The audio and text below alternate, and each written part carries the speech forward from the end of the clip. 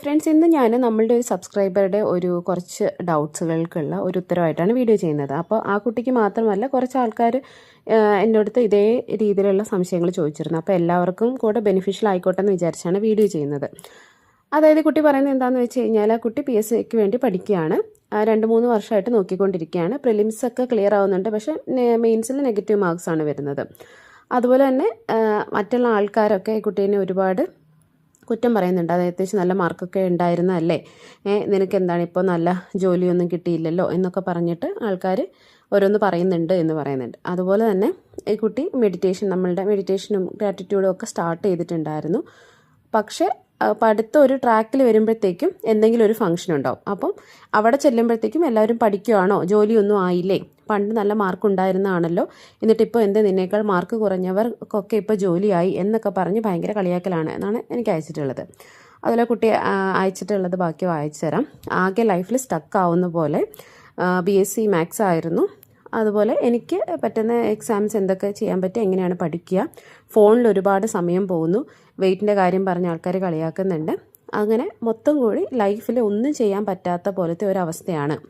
പഠിക്കാൻ മടിയൊന്നുമില്ല, പക്ഷേ എന്നെക്കൊണ്ട് പറ്റുന്നില്ല ബുക്ക് എടുക്കുമ്പോൾ.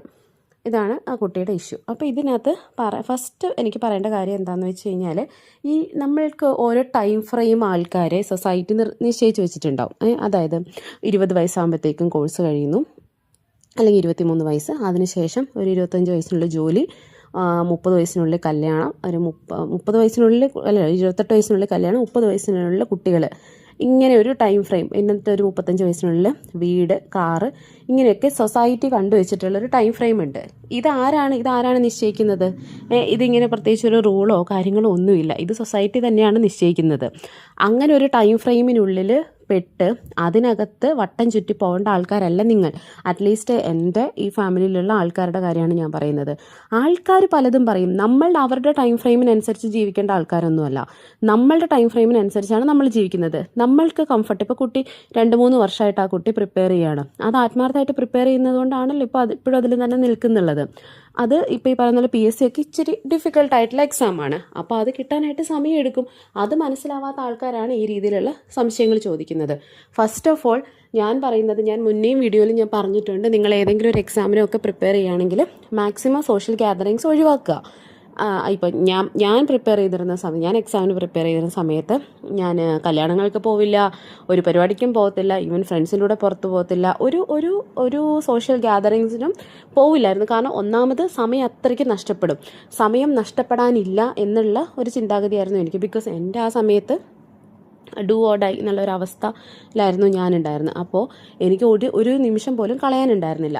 അതുകൊണ്ട് ഞാൻ എന്ത് ചെയ്തു, ആ ഒരു ടൈം ഇപ്പോൾ പുറത്ത് പോവാണ്, ഫ്രണ്ട്സിനോട് പോവാണ്, ആ സമയത്ത് ഞാൻ എന്ത് ചെയ്തു, ആ സമയമൊന്നും അങ്ങനെയൊന്നും പോവാതെ പഠിക്കാൻ വേണ്ടി മാത്രം മാറ്റിവെച്ചു. അപ്പോൾ ഇപ്പോൾ നിങ്ങൾക്കൊരു എക്സാം വരുന്നുണ്ട്. ഫോർ എക്സാമ്പിൾ ഒരു 6 മാസം കഴിഞ്ഞിട്ടാണ് എക്സാം, അല്ലെങ്കിൽ ഒരു 3 മാസം കഴിഞ്ഞിട്ടാണ് എക്സാം. ആ ഒരു 3 മാസം 6 മാസത്തേക്ക് നിങ്ങളൊരു സെക്ലൂഡഡ് ആയിട്ടുള്ള ഒരു സ്പേസ് നിങ്ങൾ സെലക്ട് ചെയ്യുക. ചിലപ്പോൾ അത്രയ്ക്ക് ഇപ്പോൾ സ്വന്തം ബ്രദറിൻ്റെയോ സിസ്റ്ററിൻ്റെയോ ഒക്കെ കല്യാണമാകുമ്പോൾ നമുക്ക് ഒഴിവാക്കാൻ പറ്റില്ല. അല്ലാതെയുള്ള കാര്യങ്ങളിൽ പോവണ്ട. ഇപ്പം നിങ്ങൾ അവിടെ പോയാലും ഇത്തരത്തിലുള്ള മാനസികമായിട്ട് നിങ്ങൾക്ക് ബുദ്ധിമുട്ടുണ്ടാകുകയുള്ളൂ. എന്തിനാണ് അങ്ങനെയുള്ള ആൾക്കാരെ എന്തെങ്കിലും വയ്യാന്നോ സുഖമില്ലെന്നോ എന്തെങ്കിലുമൊക്കെ പറഞ്ഞ് പോവാതിരിക്കുക. മാക്സിമം നമ്മളൊരു ഗോൾ നമ്മൾ സെറ്റ് ചെയ്ത് വെച്ചിട്ടുണ്ട്.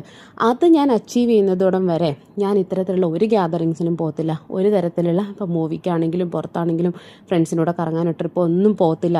എൻ്റെ ഗോളാണ്, ആ ഗോളിലേക്ക് മാത്രമാണ് എൻ്റെ ഫോക്കസ്. എൻ്റെ ഫുൾ എനർജിയും ഫുൾ പാഷനും എല്ലാം ആ ഒരു ഗോളിലേക്ക് മാത്രമാണ്. അത് കഴിഞ്ഞ് നിങ്ങൾ അച്ചീവ് ചെയ്ത് കഴിഞ്ഞ് നിങ്ങൾക്ക് എന്തും ചെയ്യാമല്ലോ. നിങ്ങൾക്ക് ട്രിപ്പ് പോവാം, നിങ്ങൾക്ക് എവിടെ വേണേലും പോവാം, എന്ത് വേണേലും നിങ്ങൾക്ക് ചെയ്യാം. അങ്ങനെ ഈവൻ ഫങ്ഷൻസിനൊക്കെ പോവാം. അങ്ങനെ പോകുമ്പോഴത്തേക്കും നിങ്ങൾക്ക് അവിടെ ഒരു വാല്യൂ ഉണ്ടാകും.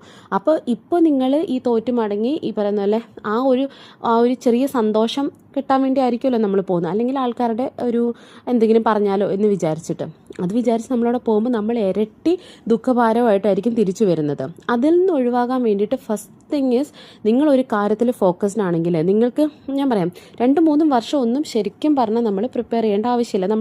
നമ്മൾ അത്രയും ഫോക്കസ്ഡ് ആയിട്ട് ചെയ്യുവാണെന്നുണ്ടെങ്കിൽ ഈ പറയുന്ന ഇടയ്ക്ക് ആൾക്കാർ ഇതുവരെ കയറി വരും, ഇങ്ങനെ ഒപ്പീനിയൻസ് ഒക്കെ പറയുന്നതുകൊണ്ടാണ് ടൈം ഇതുപോലെ പോകുന്നത്.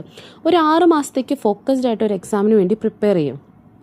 ആ സമയത്ത് എല്ലാ തരത്തിലുള്ള ഡിസ്ട്രാക്ഷൻസും ഒഴിവാക്കുക. സോഷ്യൽ മീഡിയ ഒഴിവാക്കുക. ഈവൻ യൂട്യൂബ് പോലും ഒന്നും കാണണം എന്ന് ഞാൻ പറയില്ല. എൻ്റെ വീഡിയോസും ഒന്നും കാണണ്ട. നിങ്ങൾ നിങ്ങളുടെ ഗോളിൽ മാത്രം ഫോക്കസ്ഡ് ആവുക. ഇപ്പം എനിക്ക് തോന്നുന്നു കുട്ടിക്ക് ഇപ്പോൾ പ്രിപ്പയർ ചെയ്യാനൊക്കെയുള്ള ഒരു സാഹചര്യം വീട്ടിലുണ്ടാവുമായിരിക്കും. അപ്പോൾ അതുകൊണ്ട് തന്നെ ആ ഒരു സാഹചര്യം മുതലാക്കിയിട്ട് ഒരു ദിവസം ഇത്രയാണെന്നുള്ള രീതിയിൽ ഡിവൈഡ് ചെയ്തിട്ട്, ഞാൻ മുന്നേ വീഡിയോ ഞാൻ ചെയ്തിട്ടുണ്ട് എങ്ങനെ പ്രിപ്പയർ ചെയ്യണം എന്നുള്ളത്.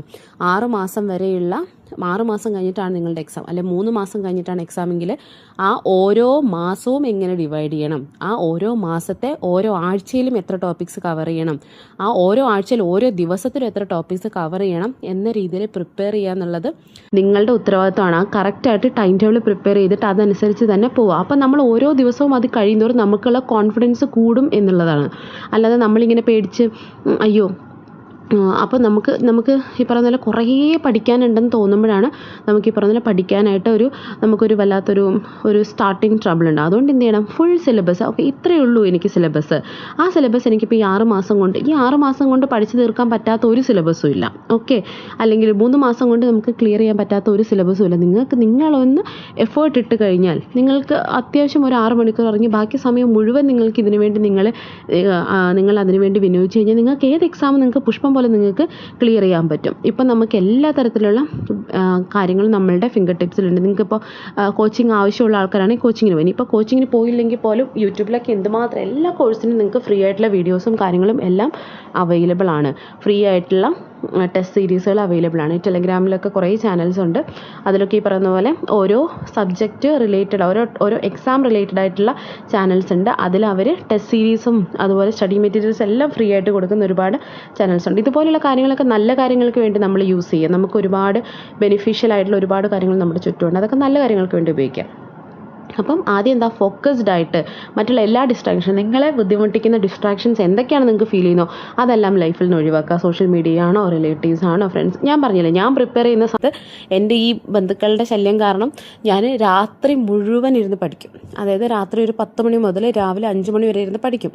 പിന്നെ പകൽ കിടന്നുറങ്ങും. കാരണം അപ്പോൾ എനിക്ക് ഇവരാരെയും കാണണ്ട, ഇവരുടെ അടുത്ത് സംസാരിച്ചിലാണല്ലോ നമുക്ക് നെഗറ്റീവ് വരുന്നത്. അതുകൊണ്ട് രാത്രി മുഴുവൻ ഇരുന്ന് പഠിക്കുമായിരുന്നു.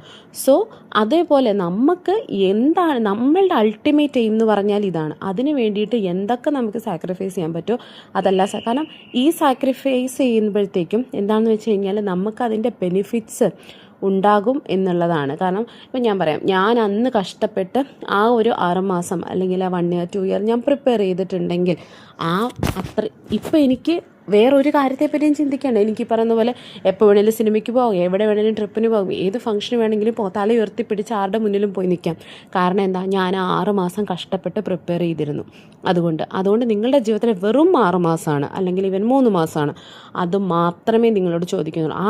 അത്രയും സമയം മാത്രം, ആ കാലഘട്ടം മാത്രം നിങ്ങളുടെ ആ ഒരു സന്തോഷകരമായ ലൈഫിൽ നിന്ന് മാറ്റിവെച്ച് നിങ്ങൾ ഒരു കൊക്കൂൺ പോലെ അതിനകത്തിരുന്നിട്ട് നിങ്ങൾക്ക് വേണ്ടി നിങ്ങൾ പ്രിപ്പയർ ചെയ്യും. എല്ലാത്തിനും ഒഴിവായിക്കോ, എന്തൊക്കെ സോഷ്യൽ മീഡിയ ഉണ്ട് അതിനെല്ലാം ഒഴിവായിട്ട് നിങ്ങൾക്ക് വേണ്ടി നിങ്ങളുടെ ലൈഫ് ബിൽഡ് ചെയ്യാനുള്ള പീരീഡായിട്ട് നിങ്ങൾ അതിനെ സെലക്ട് ചെയ്തിട്ട് നിങ്ങൾ സ്റ്റാർട്ട് ചെയ്യുക. പ്രിപ്പറേഷൻ ഇന്ന് മുതൽ സ്റ്റാർട്ട് ചെയ്യുക. എപ്പോഴാണ് വീഡിയോ കാണുന്നത് അപ്പോൾ മുതൽ ഇത് സ്റ്റാർട്ട് ചെയ്യുക. പിന്നെ രണ്ടാമത്തെ കാര്യം എന്ന് വെച്ച് കഴിഞ്ഞാൽ ആൾക്കാരുടെ അഭിപ്രായങ്ങൾ 100 കൂട്ടം അഭിപ്രായങ്ങളുണ്ടാവും.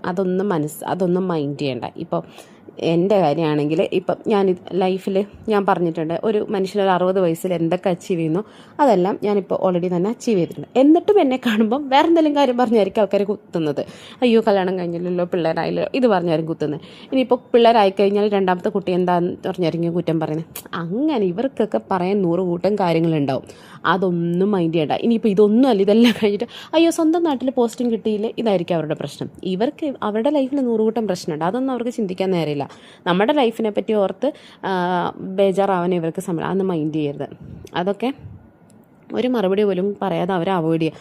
അവരൊക്കെ പറയുന്നത് നമ്മൾ മൈൻഡിലേക്ക് എടുക്കുന്നു എന്ന് തോന്നുമ്പോഴാണ് അവർക്ക് വീണ്ടും ഇത് പറയാനുള്ള ഒരു ത്വര ഉണ്ടാവുന്നത്. സോ അവരെയൊക്കെ പൂർണ്ണമായിട്ടും ഇഗ്നോർ ചെയ്യാം. അങ്ങനെയുള്ള ആൾക്കാരുടെ വാക്കുകൾ കേൾക്കാതെ ഇരിക്കുക, തലയിൽ കേൾക്കാതെ ഇരിക്കുക. അവർക്ക് വട്ടാണ് എന്ന് തന്നെ വിചാരിക്കുക. അങ്ങനെ അത് ഒഴിവാക്കി വിടുക എന്നുള്ളതാണ്. പിന്നെ ഈ പറയുന്ന പോലെ വെയിറ്റിൻ്റെ കാര്യം കളിയാക്കൽ അതൊന്നും ഞാൻ പറയട്ടെ, കുട്ടി ഇപ്പം കുട്ടിയുടെ ഇപ്പം ഞാനിപ്പോൾ പറയുന്നത് ആ ഒരു കുട്ടീൻ്റെ അടുത്ത് മെസ്സേജ് അയച്ചുകൊണ്ട് ആ കുട്ടിക്ക് ഉള്ള റിപ്ലൈ ആയിട്ടാണ്. അതായത് മോളിലിപ്പോൾ വെയിറ്റിനെ പറ്റിയിട്ടൊന്നും അല്ല ബോദർ ചെയ്യേണ്ടത്. Your first and primary objective എന്താണ്? നിങ്ങൾക്ക് ആ എക്സാം ക്ലിയർ ചെയ്യുക എന്നുള്ളതാണ്. അതിനുശേഷം പിന്നെ വെയിറ്റൊക്കെ ഈസി ആയിട്ട് കുറയ്ക്കാൻ പറ്റുമോ? അതൊന്നും ഒരു കാര്യമൊന്നുമല്ല. എല്ലാം കൂടെ ഒരേ സമയത്ത് ഇപ്പോൾ ഫോക്കസ് ചെയ്യേണ്ട. ഇപ്പം വേണ്ട നല്ല ഭക്ഷണം, നല്ല ഉറക്കം, നല്ല ക്ലിയർ ആയിട്ടുള്ളൊരു മൈൻഡ്. സോ വെയിറ്റിനെ പറ്റിയിട്ടൊന്നും ബോദർ ചെയ്യേണ്ട. ഇപ്പം തൽക്കാലം എക്സാംസിന് വേണ്ടി മാത്രം ഫോക്കസ് ചെയ്യുക. ഒരു സമയത്ത് ഒരു ഗോൾ എടുത്തിട്ട് അതിൽ ഫോക്കസ് ചെയ്തിട്ട് അത് ചെയ്യുക. അല്ലാതെ വെയിറ്റ് ലോസും ഇതിനൊപ്പം എക്സാം അതൊന്നും ചിലർക്ക് നടക്കും, പക്ഷേ എല്ലാവർക്കും അത് പോസിബിൾ ആയിരിക്കണമെന്നില്ല. കാരണം വെയിറ്റ് ലോസിനാണ് രാവിലെ എന്താ പറയുന്നത്, എക്സസൈസ് ചെയ്യണം, അതനുസരിച്ചിട്ട് ഡയറ്റ് ഫോളോ ചെയ്യണം, അങ്ങനെയുള്ള കുറേ. അപ്പോൾ അതിൻ്റെ കുറേ ഹെൽത്ത് ബുദ്ധിമുട്ടുകൾ നമുക്കുണ്ട്. ഇപ്പം നമ്മൾ ഷുഗർ, ചോറൊക്കെ ഒഴിവാക്കുമ്പോൾ നമുക്ക് അതിനനുസരിച്ച് തലവേദന കാര്യങ്ങളൊക്കെ വരും. അപ്പോൾ അതൊക്കെ നമ്മുടെ പഠിത്തത്തെ ബാധിക്കും. അപ്പോൾ അതുകൊണ്ട് അത് നമുക്ക് നെക്സ്റ്റ് ഗോളാക്കാം. ആദ്യം ഒരു ഗോൾ അച്ചീവ് ചെയ്യുക, ഒരെണ്ണത്തിൽ മാത്രം ഫോക്കസ് ചെയ്യുക. ഇപ്പോൾ പഠിച്ചിട്ട് ആ ജോലി കിട്ടേണ്ട ആ ഒരു ജോലി. ഇപ്പം BSc മാത്സ് എന്നൊക്കെ പറഞ്ഞാൽ എന്തുമാത്രം ഓപ്പർച്യൂണിറ്റീസ് ഉണ്ട്. PSC മാത്രമല്ലല്ലോ, ബാങ്കുകളിൽ ഓപ്പർച്യൂണിറ്റീസ് ഉണ്ട്, RBIയിൽ, SEBI, IRDA, നബാർഡ്, അതുപോലെയുള്ള എന്തുമാത്രം റെഗുലേറ്ററി ബോഡീസ്, സെൻട്രൽ ഗവൺമെൻറ് തന്നെ എന്തുമാത്രം ഓപ്പർച്യൂണിറ്റീസ് ഉണ്ട്. ഇതുപോലെ SSCയിലും സ്റ്റാറ്റിസ്റ്റിക്സ് അങ്ങനെ എന്തൊരു സംഭവം ഉണ്ടല്ലോ, അതിലൊക്കെ ഇഷ്ടം പോലെ വേക്കൻസി, ഇഷ്ടം പോലെ ഓപ്പർച്യൂണിറ്റീസ് ഉണ്ട്. ഓപ്പർച്യൂണിറ്റീസിനൊന്നും എവിടെയും ഒരു പഞ്ഞവും ഇല്ല. അത് സെർച്ച് ചെയ്യാനുള്ള ഇൻ്റർനെറ്റും കാര്യങ്ങളും എല്ലാം കയ്യിലുണ്ടല്ലോ, ഗൂഗിൾ ചെയ്യുക, ഇഷ്ടം പോലെ. ഇനി ഒന്നും അല്ലെങ്കിൽ ChatGPT ചോദിക്കും, ChatGPT നിങ്ങൾക്ക് പറഞ്ഞു തരും. അത് നമ്മൾ ഈ ഇമേജ് ഒന്നും ക്രിയേറ്റ് ചെയ്യാൻ മാത്രമല്ല, നമുക്ക് ഏറ്റവും ബെനിഫിഷ്യലായിട്ട് നമുക്ക് ഉപയോഗിക്കാൻ പറ്റും. എക്സാമിന് പ്രിപ്പയർ ചെയ്യാൻ പറ്റും. ഇപ്പം ഞാൻ എക്സാമിന് പ്രിപ്പയർ എനിക്ക് ഇപ്പം നമുക്ക് ഈ പറഞ്ഞ പോലെ ഡിപ്പാർട്ട്മെൻറ്റ് ടെസ്റ്റുകളൊക്കെ ഉണ്ടെങ്കിൽ ഞാനൊരു ടോപ്പിക്ക് കൊടുക്കും. ആ ടോപ്പിക്ക് കൊടുത്തിട്ട് അവരുടെ ChatGPT പറയും, ഇതിലെ പോസിബിളായിട്ടുള്ള എല്ലാ ക്വസ്റ്റ്യൻസും എനിക്ക് തരാൻ പറയും. ആ പോസിബിൾ ക്വസ്റ്റ്യൻസ് തരും, അതിൻ്റെ പോസിബിൾ ആൻസേഴ്സ്, എന്നിട്ട് ഓരോരോ ക്വസ്റ്റ്യൻസ് അയച്ചു കൊടുത്ത് അതിൻ്റെ ഏറ്റവും ബെസ്റ്റ് ആൻസർ എനിക്ക് പ്രിപ്പയർ ചെയ്ത് തരാൻ പറയും. അങ്ങനെ ഞാൻ ChatGPT കൊണ്ട് പ്രിപ്പയർ ചെയ്യിപ്പിച്ച് പട്ടിപ്പണി എടുപ്പിക്കാറുണ്ട്. അതുപോലെ നല്ല രീതിയിൽ നിങ്ങൾ യൂസ് ചെയ്യുക. ഇഷ്ടംപോലെ ഓപ്പർച്യൂണിറ്റീസ് ഉണ്ട്, അതൊന്നും പേടിക്കേണ്ട. നമ്മുടെ ചുറ്റും ഇപ്പം നമ്മൾ ഇത്രയും ആൾക്കാർ ട്രൈ ചെയ്താലും അത്രയും അത്രത്തോളം ഓപ്പർച്യൂണിറ്റിയും കാര്യങ്ങളും ഉണ്ട്. PSC മാത്രം ഫോക്കസ് ചെയ്യേണ്ട, ചുറ്റും കുറച്ചും കൂടെ ബെറ്റർ ആയിട്ടുള്ള ഓപ്പർച്യൂണിറ്റീസ് ഉണ്ട് കേട്ടോ. പിന്നെ എന്താണ്, ലൈഫിൽ ഒന്നും ചെയ്യാൻ പറ്റുന്നില്ല എന്ന ഒരു തോന്നൽ എന്താണെന്ന് വെച്ച് കഴിഞ്ഞാൽ, എവിടെയും ലൈഫൊന്നും മുന്നോട്ട് പോകാത്തത് കൊണ്ടാണ് അങ്ങനെ തോന്നുന്നത്. ഇപ്പോൾ മോള് പഠിക്കാൻ ആദ്യം ഇന്നിപ്പോൾ സിലബസ് ഉണ്ടാക്കി, നാളെ മുതൽ പഠിക്കാൻ സ്റ്റാർട്ട് ചെയ്യുമ്പോൾ തന്നെ മൈൻഡിന് ഭയങ്കര ഒരു സമാധാനം, ഓക്കെ ഐ ഡിഡ് സംതിങ് എന്നുള്ളൊരു ഫീല് വരും. ഇനി വെയിറ്റിൻ്റെ കാര്യത്തിൽ ഇപ്പോൾ വേണമെന്നുണ്ടെങ്കിൽ ഞാൻ പറയാം, രാവിലെ വേണമെങ്കിൽ ചെറിയ എന്തെങ്കിലും ഒരു എന്താ പറയുന്നത് ഫിസിക്കൽ ആക്ടിവിറ്റി ചെയ്തു, അത് നിങ്ങൾക്ക് പഠിക്കാനും ഉപകാരപ്പെടും. രാവിലെ ചെറിയൊരു എക്സസൈസ്, അല്ലെങ്കിൽ ചെറുതായിട്ടൊന്ന് നടക്കുക, അല്ലെങ്കിൽ വൈകുന്നേരം പഠിച്ചു കഴിഞ്ഞിട്ട് കുറച്ച് നേരം ഒരു അരമണിക്കൂർ നടക്കുക, അത്ര ചെയ്യുക. ഇപ്പോൾ അങ്ങനെ ലൈഫ് ബെറ്റർ ആക്കാൻ വേണ്ടിയിട്ടൊരു ചെറിയ സ്റ്റെപ്പ് എടുത്തു വെക്കുക. പിന്നെ ഏറ്റവും ഇമ്പോർട്ടൻ്റ് ആയിട്ടുള്ള ഗ്രാറ്റിറ്റ്യൂഡ് ജേണൽ, രാവിലെയും വൈകുന്നേരവും ഗ്രാറ്റിറ്റ്യൂഡ് ജേണൽ എഴുതുക. നിങ്ങളുടെ ലൈഫിൽ സംഭവിച്ചിട്ടുള്ള ഏറ്റവും ബെസ്റ്റായിട്ടുള്ള കാര്യങ്ങൾക്ക് വേണ്ടിയിട്ട് അതിനെ അക്നോളജ് ചെയ്യുക, അതിന് ദൈവത്തോട് നന്ദി പറയുക, യൂണിവേഴ്സിനോട് നന്ദി പറയുക. അത് നമുക്ക് ഭയങ്കരമായിട്ടുള്ള ഒരു പോസിറ്റീവ് ചേഞ്ച് ലൈഫിൽ ഉണ്ടാക്കും എന്നുള്ളതാണ്.